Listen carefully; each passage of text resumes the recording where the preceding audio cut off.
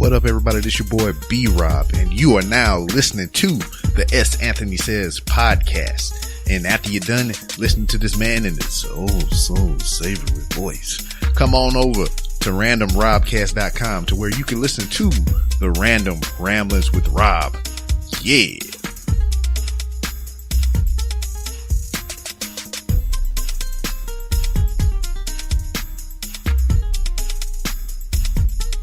Hello, how are you doing? This is the S. Anthony Says podcast. This is the S. Anthony Thomas, and this is episode number 284.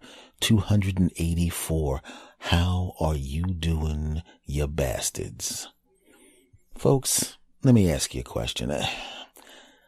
I just ran into some of my younger relatives. You run into the babies, and the babies all run up to me, and I hug the babies, and the babies all jump on me. The babies love cousin S, uncle S, whatever my relationship with them. They love me, and I love them. Love hugging the babies and playing with the babies. You know, you hug your nephews, your cousins, they're adults. You give them the high fives. You hug them. Hey, how's it going? Haven't seen you in a few weeks, and you talk for a few minutes. And then you go about your day. Or maybe they stop by the house. Hey, what's going on? I'm surprised you're here. I'm normally not here. I know that we've come by and you weren't here. We didn't even see your car.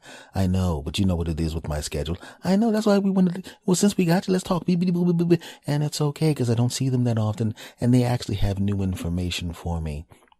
Let me actually talk. But I don't get a lot of phone calls. I got more phone calls when I didn't have a cell phone than I do now that I have a cell phone. And the reason is they know they can get me whenever they want me, and there's no reason to annoy me with stupid crap because everybody knows I don't like talking about stupid crap unless it's here. But I want to tell you something. This is something that I really noticed. I think that I might be the last generation of people, my age group, but the last generations of people who could actually accidentally lose contact with people. You know, there are people that I haven't seen in 15, 20 years. There was no animosity between us. We left on good terms. There's some, we might have hung out and they went to one city and I went to another city, and life takes you away and you just kind of miss the people. I didn't actively lose contact with them. I didn't try to lose contact with them. I just lost contact with them. But my nephews and nieces and cousins in their 20s, and if I had kids, which I don't, they would not be able to lose contact with friends. I've seen people that don't even like each other that much, but they're still friends on Facebook and Snapchat and Instagram and this and that and the Cosmos and that and all of that crap. I don't even bother unfollowing people or unfriending people because who cares, right? But there are people that I'm actually looking for to try to find and say, hey, just to see if they're still damn alive. And I actually posted it on my Facebook. Anybody seen this person and this person? Old friends of mine, people I actually cared about. One guy who was a comic I used to work with, and I used to follow him because he was such a strong comic that he would usually blow people off the stage who went on after him, and I actively went on after him. So because if I could handle that, then I could handle anything. He was actually very instrumental in me becoming a good comedian because he was such a force of nature on stage. Like I said, it was like if somebody, it was like following this guy was kind of like jumping out of an airplane with your mouth open. And then you just, he's like, there's a lot of air coming in. I seem to be falling out of an airplane. This is really uncomfortable. Normally I don't have this sensation. And then you realize you can handle it. It was like that. And the other guy was just a really good friend, somebody I hung out with in Los Angeles all the time. I hung out all the time. We were great friends since I was 17 years old, and I have lost track with these two dudes. And it's really annoying because I can't find them, and none of my other friends can find them, and that sucks. But my younger relatives don't even understand the concept of having people that you like and not be able to find them. But the thing I noticed is the only reason I want to find these people is because I haven't talked to them in 16, 17, 18, 19, 20 years. And I know myself well enough to know that had I maintained contact with them, I wouldn't talk to them that much because I would know where they are. It wouldn't be that big of a deal. My close friends now, I don't talk to them that much because I know where you are. I'm following you on social media. You don't live that far from me. You know my number. I know your number. And they also know me well enough to know, please don't call me with stupid crap. Please don't call me and tell me stuff I already know. Right? If your wife can't cook, don't tell me, you know what happened? My wife burned something. Yes, she can't cook. Right? Don't call and tell me your husband sucks at fixing the car. I already know that. You know, Bill tried to change the tire and damn near decapitated himself. Did he decapitate himself? No, he didn't. Well, if he did decapitate himself, let me know because that's news. The fact that he sucks at fixing the tire is not news. So don't call me with that crap. Tell me if you run into me. And that's my groove with people, right? I don't understand the concept of people that will call you every day.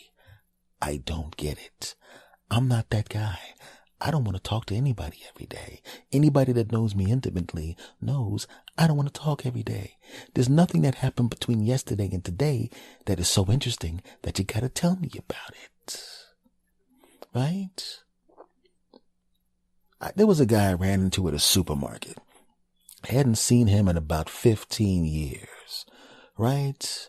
And he was somebody I liked a lot and somebody that I liked like me a lot. And he was in a different part of the country. He just happened to be back here visiting family. I ran into him.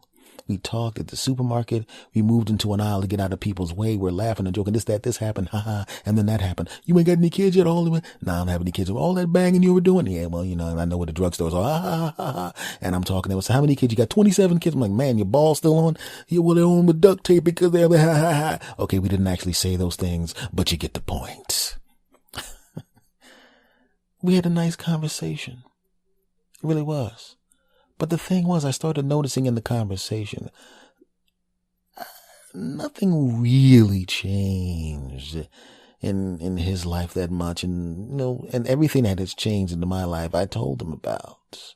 And he goes, let's exchange numbers. And I go, yeah, sure. And I gave him my number and he gave me his number. And I knew for a fact I was not going to call him. I mean, I would call him eventually. But why the hell would I call? You just told me everything. What the hell? You know, remember yesterday when you told me everything that happened over the past 15 years? I was wondering if you could recap that again because it's only been 17 hours since you told me, and I really would like to recap that again. That don't sound like me, does it? No, because I wouldn't do that. But he did that.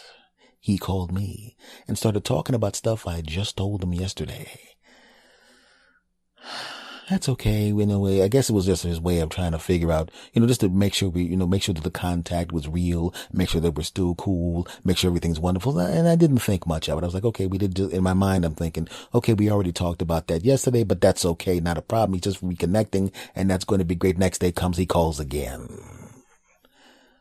Okay, well, maybe something happened. Maybe he's got tickets to something and he wants to know if I want to tag along, or maybe he wants to go out to dinner and hang out a little bit. That's not going to happen, by the way, but maybe he wants to do that. That's cool. Not a problem. The next day comes, he calls again. What the hell is this? Oh. Thursday call, Friday call, Saturday call, Sunday call, Monday call, Tuesday call, Wednesday call, blah blah call, blah blah call, blah blah blah call, blah blah blah call, call. You know why I'm making those nonsense sounds? Because it doesn't matter what day it is, because every day was another phone call.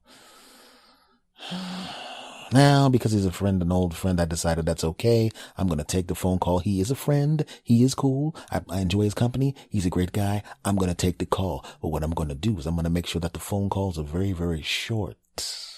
Because the calls have been every day. And there's no way in the world anything as interesting has happened between yesterday and today. It's not even been 24 hours since the last phone call. And here he comes again with another call, another one call.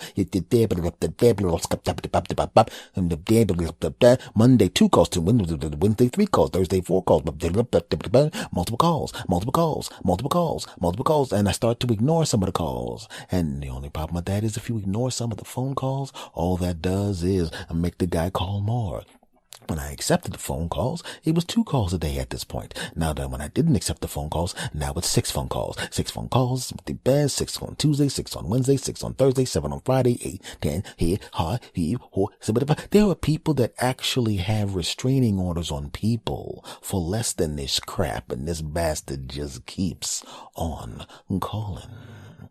I pick up the phone and I go to him and I'm trying my best. You know how you pick up the phone to make yourself sound extra busy so the person will know to just shut the hell up and go, oh, you're busy. I'll call you later. Or I'll call you tomorrow. Give me a call when you're not so busy, and you're hoping they say, give me a call when you're not so busy, because you will literally make yourself busy so you don't have to call the bastard. Yeah, I said it. I remember I actually built an entire house from scratch with my bare hands for somebody just so I wouldn't have to talk to some dude. That did not happen. But I did do a lot of extra overtime at work just to make sure that the bastard was not home for the bastard to call. Yeah. Bastard. Pick up the phone.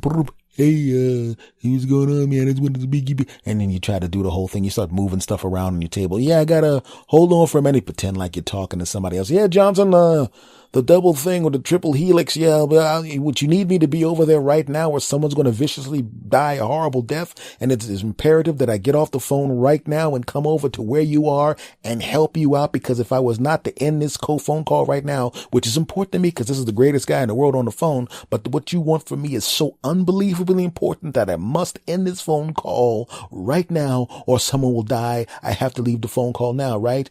Okay, let me tell my person on the phone, who's a great guy, whose phone calls I look forward to, that I have to absolutely get off this phone call right now or someone will viciously die in the warehouse. And you start smacking stuff around on the table. So what's that, Johnson? Everything? Oh God, hold on. I'll be right over there, Johnson. But the thing about it is, somebody that calls that much, the people that call that much, the people that don't give a crap and call you all the time, the people that know you have a life, the people that know that you're busy, the people that know that you're doing a whole bunch of things, the people that know that you're a very, very, very, very busy person, don't hear that crap. They don't understand that crap. You could actually say, I am now on my way plummeting to the ground. I've jumped out of the window. I don't like it. And they would say, hey, before you hit the ground, let me tell you this first. That way you go to the afterlife by hearing this funny story. Yeah, that's only a slight exaggeration from what some of these bastards are like, who don't know when to put the phone down and shut their punk ass mouths. So I go through all of this crap to try to get to the point where this person will realize that I can't talk right now. And in this particular instance, I really am busy. Not because someone's going to be viciously dying in an accident in the factory or something like that. Mainly because I don't work in a factory, and I have worked in the factory before, but not during this time period. And then he's the, oh man, I guess you gotta go. Okay, well, I'm gonna let you go. And I'm going, finally, this bastard gets the point and he's gonna let me go. He just said it. He said it out of his mouth. But first, I know the person's going to die a horrible death if you don't leave, but I mean, you can wait a couple seconds. And everything he's saying, nothing he's saying is really that important. I'm not really interested in where he got the new shoes from. I don't really care about his new television. I think his wife's a nice lady from what he said. His kids are doing great in school. They were doing great in school yesterday when they told me that you were great. They were doing great in school. What are they going to do? Turn into idiots in a day? No, the only idiot in your family is you bastard. And I just have to be slightly with us. Oh crap, I gotta go, man. I gotta go. And as I'm putting the phone down, I realize he's still talking. Talk to you later, click. And I'm sitting there looking at the guy, and you ever been in a situation, you ever seen one of those old movies where they're waiting for a call from the warden, right? And every time you look at the phone rings, one of those movies where they go, he's calling from inside the house, where you don't want to answer the phone call because the vicious killer is going to call. or you're waiting for a phone call to find out that the bomb didn't go off, and you're dreading that phone call, and you're looking the whole time you're walking around your house, and you're just looking at the phone, and every time you start hearing the phone ring when the phone isn't ringing. You know what I'm saying? You just can't. And this guy has just taken it. And if you pick up the phone and dial somebody, you know how sometimes you just have this bad habit of just automatically clicking over when you're on the phone, and you know if you're on the phone with someone you want to talk to, and this bastard that catches you on the other line, and you click over, you're never going to be able to get back to the person you want to talk to. He did that to me once, and I wanted to fly through the phone and choke his punk ass. I'm on the phone trying to talk to somebody I wanted to talk to, a lovely lady. I was setting up the date so we could go out, and it was the third date. Jiggy. And he's and another thing, and I said, listen, I can't talk right now, dude. I'm on the other line. Well, click, okay, why don't you click over there and then come back? And I'm sitting there going, that's in my mind, I'm thinking that's rather presumptuous of you, you bastard. And I said, look, I'll call you back. Click. And I go back over to the lady, and everything worked out great on that end. But I made the mistake of saying, I'm going to call you back. Oh no. To a dude that calls you that often and talks about nothing, to say that I'm going to call you back is the same thing as rubbing blood on your ass and going into a shark pond and swimming with the damn sharks covered in blood and chum. 'Cause it ain't going to stop now. It's never going to stop. The bastard's going to call 15 times more than he was calling before. And you don't want to be rude. He's a nice guy. You don't want to be rude. Because it turns out he's one of those guys that you realize after the 47 phone calls you get every 2 days, you realize that the reason he was not part of your life anymore was because as other people started to leave your life because of, geographical reasons and job reasons, you very quickly latched onto them and made sure you were contacting them. I had a couple of friends, a guy who did shows with me, really good dudes, really good guys. They weren't famous comics, nor were they really trying to be famous. They just loved being comics. And it was a guy, I'm not going to mention his name, but he's just a really great guy. I loved working with this dude. Really nice guy. One of those, he was kind of one of those he looked kind of like Doug Heffernan from King of Queens. He was one of those type of dudes that does a really loud act, but very funny guy. Great guy to hang out with. I really loved this dude as a person. Great guy. And he goes to another part of the country. I find him, we reconnect, and we talk, and everything's cool. When he left, I didn't know he was leaving, because as comics, sometimes you're in one city and they're in another city, and they're not going to check in with every person they know when they move someplace. It's not like that. But I called him before he left, and we got contact information, and we kick it. We talk every once in a while, we text every once in a while, and we talk to each other on Facebook every once in a while. So if I need to contact him, or he needs to contact me, we can. Great. And I made an effort to make sure, and he made an effort to make sure that we connected as friends and stay connected as friends. And we've known each other almost 30 years, and we're still friends. Yeah. But then I thought about it, and I realized, wait a second. There's a reason I let Sir Calls-a-Lot fade away. I knew he was going away. And I realized back then, it was such a long time ago, I realized I didn't lose contact with the bastard. I kind of hid from him. Right? I kind of hid away from him, let it kind of lapse, kind of hoping I didn't run into the bastard. And I forgot that I was trying to get rid of the bastard, and I saw this as an opportunity to get rid of the bastard. And now I accidentally reconnected with the bastard. Oh no. And he has the phone number. Oh. Now, as it turns out, he started to tell everybody that he was moving away again. I'm moving away again. I'm moving away again. Oh. This is my opportunity to get away from this bastard again.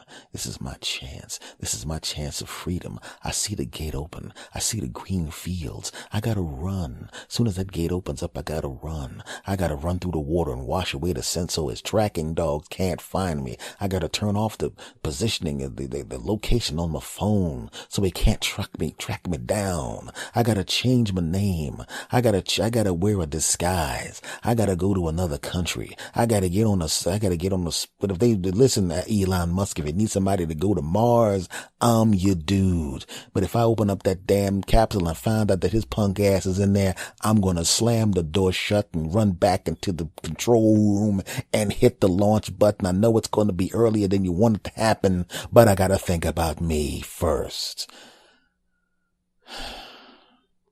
So the guy moves away, and I switched telephones. And when I switch telephones, I don't take the new number with me. I don't care enough to take the new number. Everybody that knows me, there's like 10 people that I call all the time. Well, not all the time for me, which is like maybe once a month, maybe a couple times a month. So I only need to change 10 phone numbers. I just take the card out of my phone, go to the next phone, whatever that number is, I push the card back in, I group text everybody, this is my new number, bam. And that is one of the best habits I have. Because when I got my phone, the one that I have now, oh yeah, it's a different phone number. I don't need that other phone number. I don't care about that other phone number. Everybody else has erased that phone number. And now they have the new phone number. All 10 people that I want to call me on a regular basis because everybody else contacts me via email and crap, so they don't call anyway. And I just want to say one thing to the person who now has that phone number. I apologize. I apologize to you. I know some maniac is probably calling you 85 times a day. Well, guess what? Better you than me, punk. Better you than me.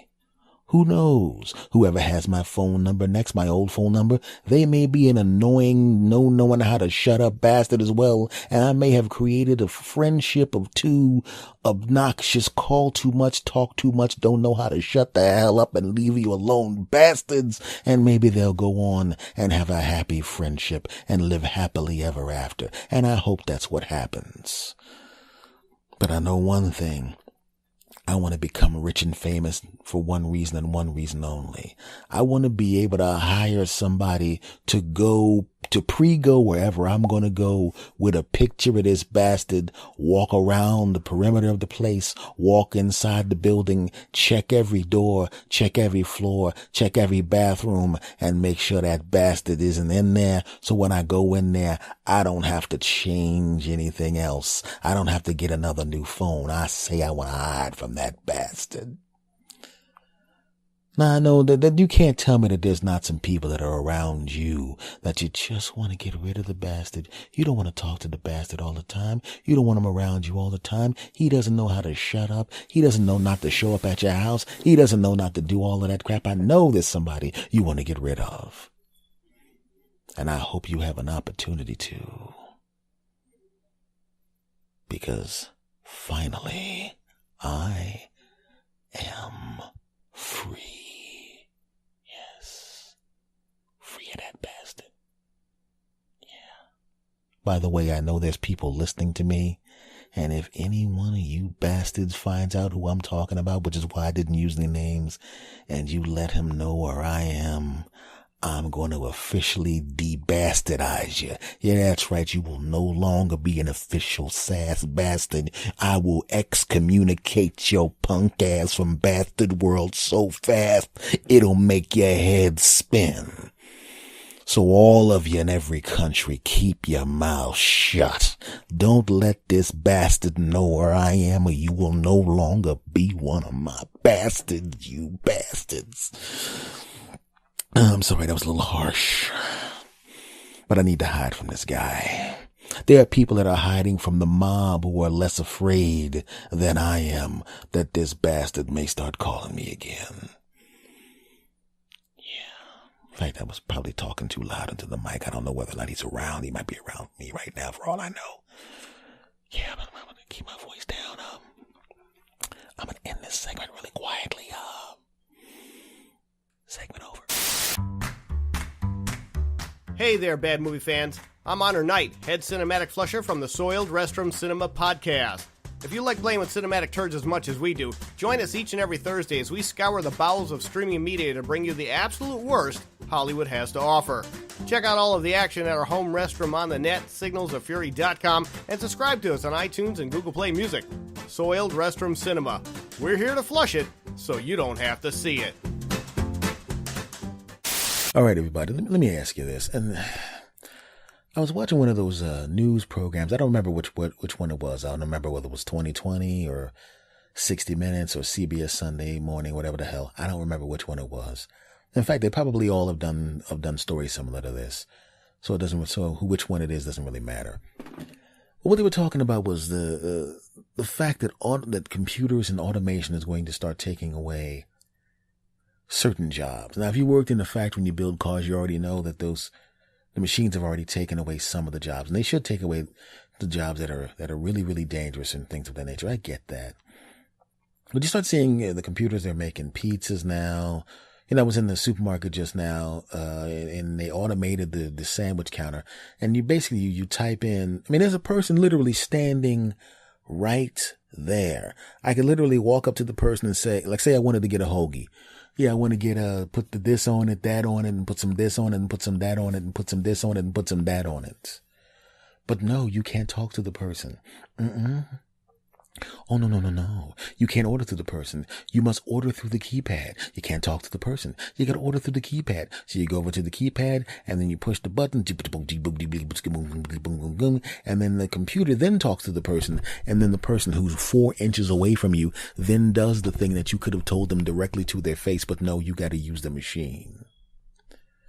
Now, you and I both know if the person behind the counter has to use a certain exact amount of this and a certain exact amount of that and a certain exact amount of this, and they must stick to that, it's only a matter of time before that person is replaced by some robotic arms that go down and grab the salami and grab exactly 6.2 slices of it and slap it on there, and grab exactly 6.2 slices of cheese and exactly 1.6 ounces of mustard and all of that crap, and that person will be gone. The person that's standing right in front of you that you're not allowed to talk to. You can't say anything to the person. You can't make an adjustment, because if you make an adjustment, there has to be an additional cost, and they don't want to take the person away from making a sandwich to go and have them go talk to the person or call the person and tell them that it's an additional cost. No, it all has to go through the machine.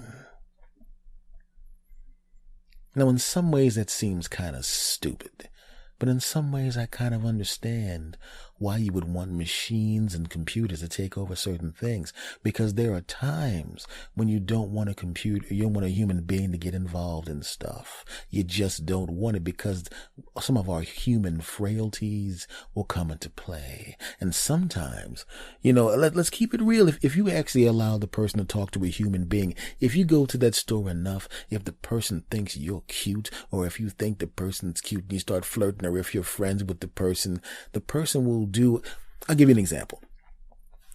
A long time ago, before poppy stores were poppy stores, there was an Asian group of people that owned the corner store in my childhood neighborhood, and they were in a situation where they would buy a bus stop, and people would get on the bus stop, and a lot of times, maybe, I'm telling you, 80-90% of the people that were in the store were people that didn't come in the store regularly. They come to the store every once in a while, but there was a lot of people that were by this bus stop, so it was a lot of turnover there. But there were people that lived on the block or the block past the block, and I was one of the people that lived on the block past the block, which means my grandma would always send me to the store to get hoagies for people. And as I got older and the same people were working in the store, there was his brother behind the counter who would make the hoagies, and he made great hoagies. And because I came in there all the time, he would, "Hey, little man, I'm going to hook you up. You come in here all the time, don't you?" "Yeah, I do." "Yeah, you coming all, you the one that orders the boop-de-whoop, right?" "Yeah, I'm going to throw some extra pickles on there for you, little extra beauty." And he would, quote, hook it up for me.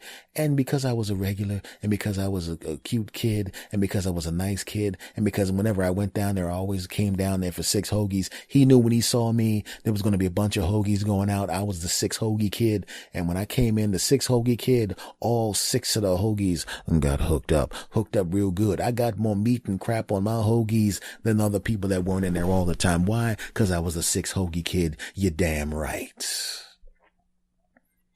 Now, as a human being, as a standalone business, that kind of makes sense, because you're guaranteeing the person that is buying a lot of product keeps coming back. You're guaranteeing the loyalty, because if I just got the same hoagie that was just as good as every place else, The sixth hoagie kid may be going to another competing store. The sixth hoagie kid may be going to another competing store, even though I was getting a little extra meat, little extra pickles, little extra this, little extra cheese, little extra that. But I was the sixth hoagie kid, damn it. I'm the sixth hoagie kid. I can't do.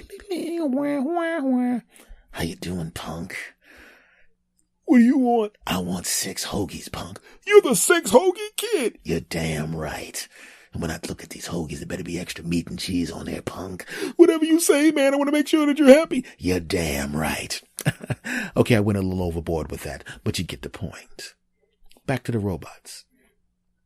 But if you do that on a regular basis to a lot of people, at some point, it's not as efficient as it should be, and you start to lose a little money or make a lot less money because you're hooking a whole bunch of people up. Because if they hook me up, there's probably other people that come in. There's probably a couple of 5 hoagie kids or 4 hoagie kids. He wants their business too. Maybe he should hook them all up. If they found out that I was getting hooked up, they're going to want to get hooked up too. And then all of a sudden he's hooking everybody up. And now you're paying for a certain amount of meat, but you're actually getting more meat, which means the man is losing money.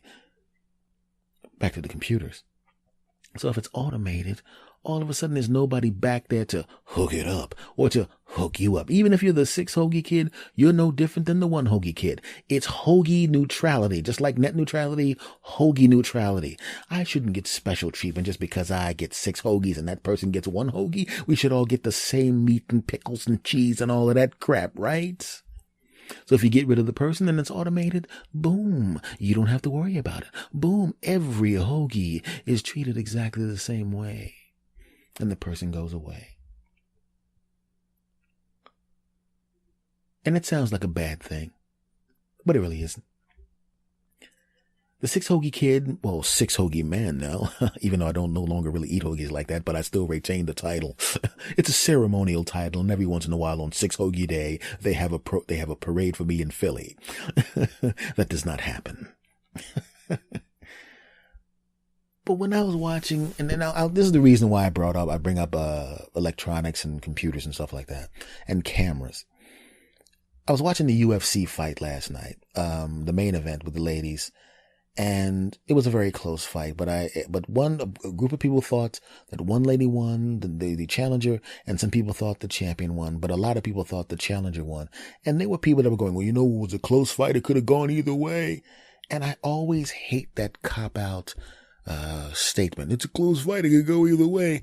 No, either one person whooped the other person's ass or the other person whooped the other person's ass. That's it.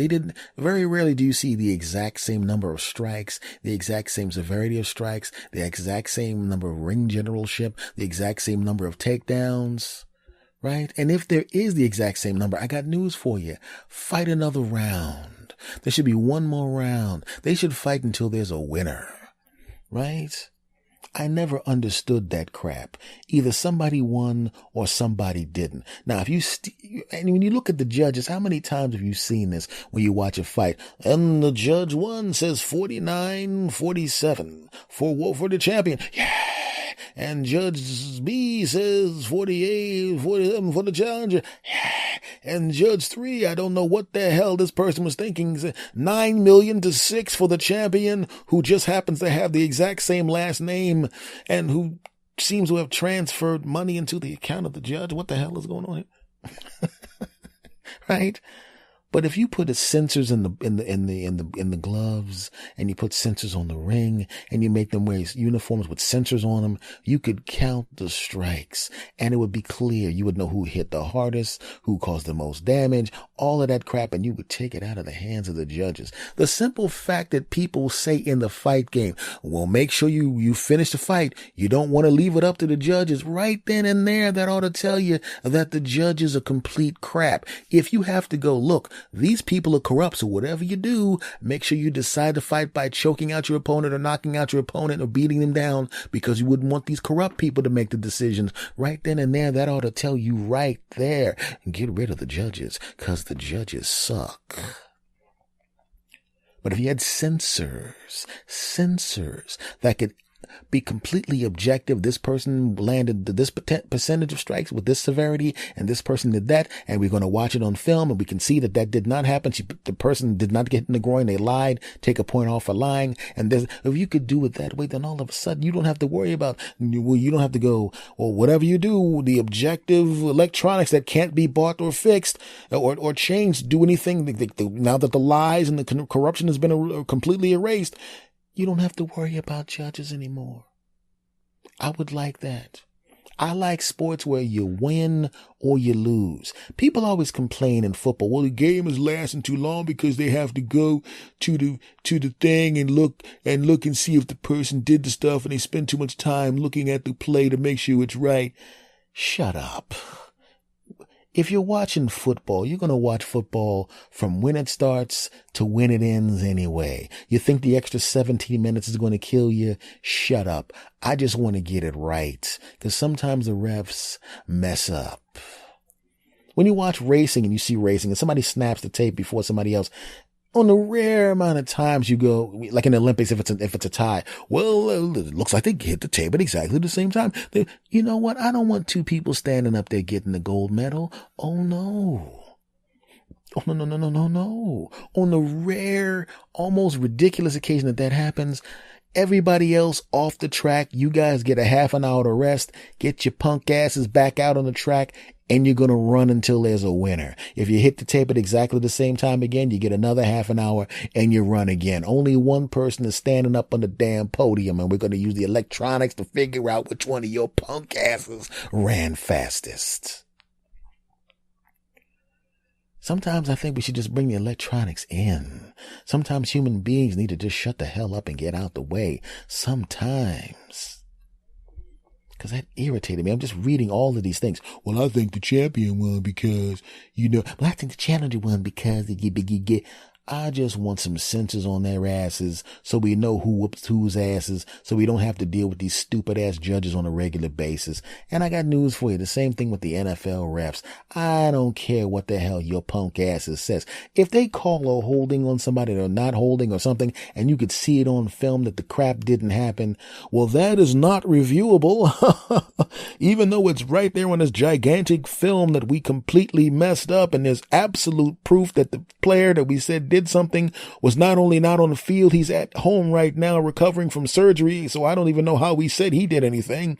In fact, we called it on the wrong team, because this is not Miami Dolphins aren't even here. This is the Giants and the Cowboys. I don't even know how we did that, but we have a strong union. So shut up. We're going to get to do what we want. And you can't even get mad at us. You can't even look at us the wrong way. We can throw you out of the game.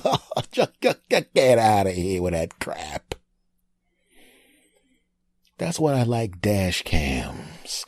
That's why I like red light cameras. That's why I like people putting cameras on their damn houses so you can't say you didn't steal their mail, you piece of crap. I didn't come on your porch and steal your mail. I don't even know what you're talking about.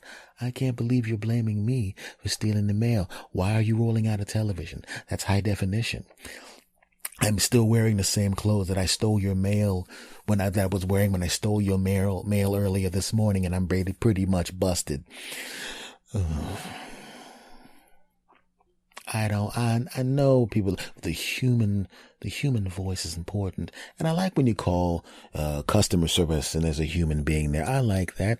I like having that option, right? Sometimes you want to have that option. Sometimes you want to hear a human voice, but there are times I don't want to talk to anybody. I just want to check my statement. I just want to find out if the money I put in is there. I just want to be able to transfer money from one place to another.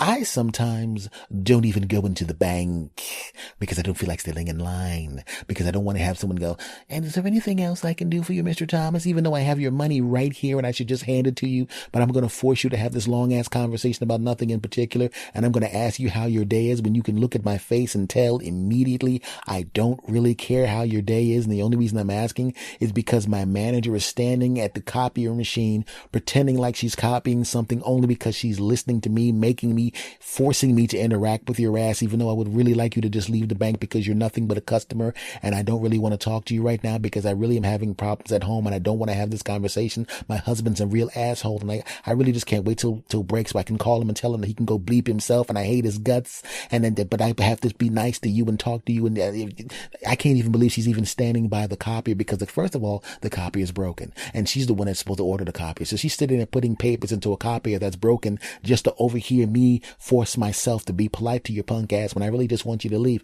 Can I have my money now? Yes, you may, Mr. Thomas. Is there anything else I can do? Yes, you can let go of the other side of the money. Thank you. I gotta go. ATM doesn't do that. ATM doesn't pretend to care about your day when you know the ATM doesn't give a crap about your day. I know this is a weird rant. I'm sorry. It's just been a weird week for me. And I'm telling you right now, sometimes computers are better. Sometimes electronics are better than people. Now, if somehow they find a way to make a computer have a wonderful, smooth voice like this and tell wonderful stories, I'm going to have to say at that particular point that automation is wrong. But until I can be replaced as a comedian and I can be replaced as a podcaster and I can be replaced in some of the other things that I do, I'm all for computers. I know what you're thinking. That's kind of self-serving that you only care about you don't mind computers doing things until it affects you personally, and then you don't want the computer to do things. Well, I only have one thing to say to you. Computer, could you handle this for me? Why don't you just shut the fuck up and let S. Anthony talk about the stuff he wants to talk about, you bastards? Oh, that was a great job, computer. Could you curse them out some more? Why don't you people go F yourselves? How can no book and you can have the nerve to even question S. Anthony? You know S. Anthony is always right. Thank you very much, computer. That's really me talking into the microphone with my hand in a circle to make my voice reverb like that. F y'all. Go, computers. Go. Take over. I don't care because by the time artificial intelligence is powerful enough to kick our asses and start looking like Arnold Schwarzenegger and kicking our ass, I'll be long dead. I hope. But if AI ever picks up to the point where they begin to have the ability to kick our ass and it affects me personally, then I would have to say that I don't want that. F y'all. Segment over. Hello, horror fans. My name's Douglas McCambridge, and along with my co-host Jamie Lorello, we run a podcast called Good Times, Great Movies, where we review movies from the craziest decade, the 1980s. In October, we do horror movies and horror movies alone, so we're reaching out to you, the listener/horror fan, to recommend movies you want to hear us talk about. Tweet to us at GTGMcast. Find us on Facebook, listen to the podcast, Good Times, Great Movies. Let us know what horror movies from that decade you want us to talk about. If we choose yours, you win a prize. It'll be something awesome. Blu-rays. That's what I'm going to say. All right, hope to hear from you. Well, folks, this has been episode number 284 of the S. Anthony Says podcast. I want to thank you guys for stopping by and listening to me. I appreciate it. You've been listening to me for a while, so thank you very much. Make sure if you have an opportunity to, if you can, that you send some bread to the hurricane relief funds. We have these two gigantic hurricanes beating the crap out of our country. I had friends and family in Texas. They were, of course, very, very fortunate to get away and not be harmed. And my friends and family in Florida were able to get away from the storm. But a lot of people have not had the opportunity to, and there are a lot of people that need help. I've donated to the funds. If you can, please do so, because people do need your help, my friends. They do need your help, and that's what we do, damn it. That's what we bastards do. Now, I'm gonna say right now, this show is over. Okay, this episode, we're done here. And what I'm going to do now is give you the social media and all of that crap. And then I'm the heck out of here, baby. And I'll see you again next week. Now, if you want to talk directly to me, send me an email. You know what the email is. The email is talk2santhony@gmail.com. Talk2santhony@gmail.com. Not the number 2, the word 2. T-O. Okay. Talk2santhony@gmail.com. The social media for me on Twitter, for me specifically, is @SAnthonyThomas. For this show is @SAnthonySays. The show can be heard on TuneIn Radio, Stitcher Radio, iTunes, iHeartRadio. I'm everywhere, baby. All you gotta do is Google my name, S. Anthony Thomas, or Google the show's name, S. Anthony Says, and bam, I'm right there, baby. Make sure you subscribe and tell your friends to subscribe. If you're on Facebook, and who isn't, go hit my fan page or whatever that crap is called, fan page, I don't know what the hell they call it. Whatever it is, I use it and I want you to take a look at it and check it out and give me a like. You go to Facebook, you go to the search box at the top of Facebook, you type in S. Anthony Says, bam, my page will pop up. It's a verified page with a blue check, meaning it's definitely me. Click on like. I would appreciate it. Folks, you've been great. Thank you for everything. Thank you for your support. Thank you for your kind words. Thank you for your love. And hopefully when I go back out on the road, you will do me one more favor and offer foot massages, because I like those. I do not like those much. I'd rather have my back rubbed. Well, that's pretty good too. Actually, I would not mind a nice buttocks rub as well. Ladies only, calm down. But the dudes, y'all can high five me. I can do that if you want. I wouldn't mind that. Folks, thank you for everything. I will talk to you next week. I'm going to say goodbye on the count of 3, the way I always say goodbye. Join in. 1, 2, 3. S. Anthony out.